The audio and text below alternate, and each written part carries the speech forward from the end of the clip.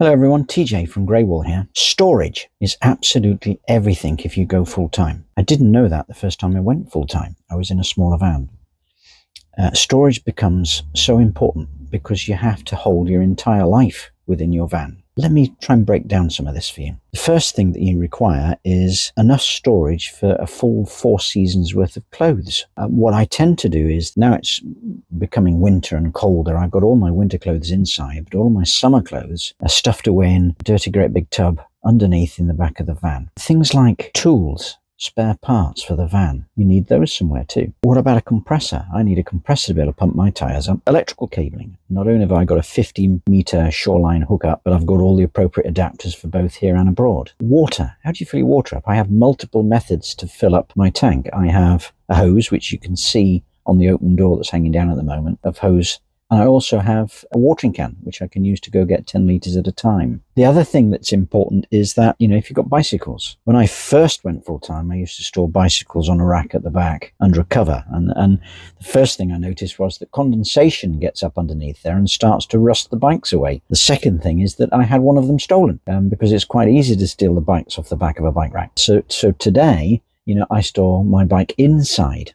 And I have an electrical bicycle now, and it's stored inside at the back, where it can also charge up. So don't underestimate the need for storage. Now, in this particular van, I'm very fortunate in that it has 2 floors. It has a lower floor against the chassis and an upper floor that is between 18 inches and about 2.5 feet to the habitation floor, which you walk around on when you're inside. Now, this does make the van higher by about 0.5 metre or so. She's around 3.2 metres high. But the gains in having more storage underneath is quite something. And I find it's very comfortable and very easy to live with when I've got good storage. I mean, one of the things you can see me doing is I've got tables and chairs. I've even got a twin tub that I can lift out from in between the floors at the back. And I've even bolted in a dryer into one of the lower cupboards in the habitation area because I have the ability to store things all over the place. Most useful. And now what I will do over the next few minutes is actually show you some of that storage and show you the access that I have from inside and perhaps some of the clever features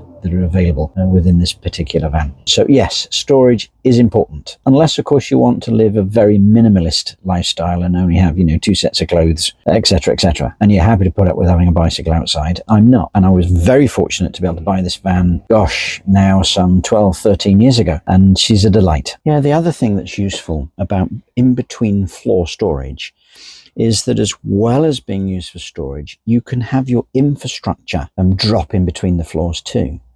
And by that I mean, for instance, on my van, I have both the grey water tank and the fresh water tank in between the floors. It's actually under one of the dinette seats and it drops all the way down. Both tanks drop down to the lower floor. And they have heating pipes around them. They never freeze in the winter. A lot of motorhomes that don't have storage or don't have false floors tend to have their tanks underneath the chassis outside, and they freeze in the winter. The other thing about in between floors and having a false floor in is that you can run your pipes underneath along the ceiling of the habitation floor, and you can get at them in between the floors to fix anything. You can run your electrics as well between the floors, and that trust me, I've had to service and work on and install additional sockets, and it's fantastic being able to get that access between the floors. All my fuse boxes, my relays, everything is in between the floors at one end on the cab bulkhead in between the floors. And it's easy to get at. I can crawl in and service everything.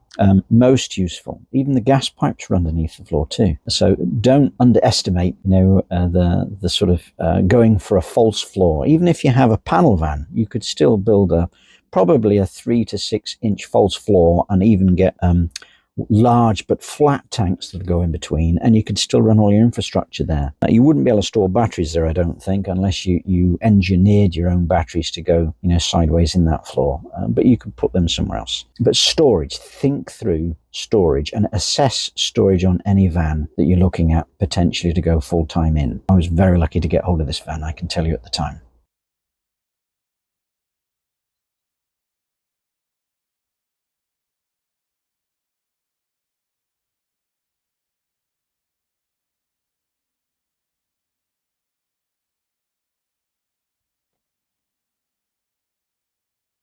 Okay, let me talk about the stairs. You can see both floors actually. You can see the upper habitation floor.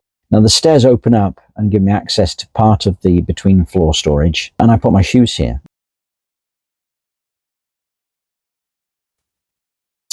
Okay, one of the things I'd show is that we do have access to the underfloor storage area. I mean, this down here, you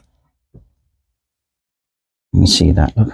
Yes, I've got Rice Krispies, but I tend to keep a tub here with all my booze in it. So, but there's tubs all around this area, all around the back here. It's all tubs, and predominantly clothes, to be quite honest, but also van spares and some tooling amongst other things. But it's all here.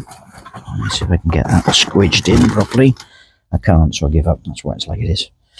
But you can see how easy it is to get at it. And the idea is if it's raining outside, you can still get access. That one there is actually for the grey tank, so I can get in through the opening to clean it out and to replace senders if anything goes wrong. And this one, as you can see, I've got canned food here, and you saw access from that door over there. You saw access from the door. I've got canned, and oh, let me turn around, and I've also got a bag full of jars as well. And the idea is you're trying to keep all the weight low. You don't want any weight up high. So that's why that's there. The other thing that I can actually do, which I'll do, is, excuse my fingers in the way, I can get access underneath here directly. And if I empty it, I can actually get in and crawl around. So that I can get electrics and everything and plumbing and all that sort of stuff. And under the seats as well. I'll lift the seats up now.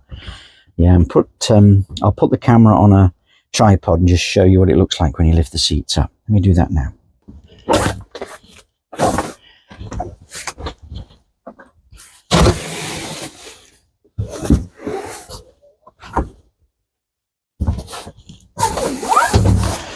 So it's quite easy, just remove the cushions.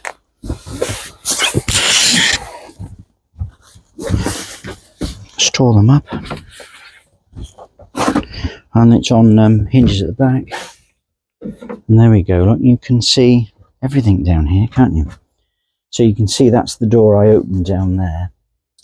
There's the twin tub. So I can actually get access underneath here, and I can all around this rear lounge. All these seats come out, it's all hinged, and I can get underneath to have a look. Most useful. Okay, what I wanted to show is the access to the underflooring underneath this seat. I've lifted all the seats up and, funny enough, bunged everything up on the bedroom area at the moment, but you can see there's a huge gap down here, and you can actually clamber down. That's actually the back of the gas locker there, which is sealed. You can tell I've carpeted. Interestingly enough, you can see that's actually the smart relay sat there with both its fuses. It's actually making a whining noise because it's connected to the moment. So that connects the front van battery through to the rear leisure batteries that are under the floor. You can actually see just down there, just there, that's one of the covers. There's three battery, there's another battery box there in between. So there's 3 batteries under the floor. I'm actually going to do a separate video all about power, and I'll explain everything and show you everything with that. And I'll talk all about split relays and things because of how charging can work. But you can see there's huge access and it works very well. Okay, everyone. So in conclusion, I just wanted to say that storage is so much more important than you think it is. And if the storage is designed correctly, such as with a false floor, so you get in between floor storage, then with reference to hiding infrastructure, as well as keeping things like tanks safe from freezing, but also giving access so that you can do repairs and maintenance, which for me is quite important because, my lovely old bus is quite old now. It's 14 years old now. So, things do break. I do have to change, a pump occasionally. I do have to go in and clear pipe work out, and I do have to work on her. I've done quite a lot and all sorts of things, and I'll talk to you about that later. Thanks very much. Like and subscribe.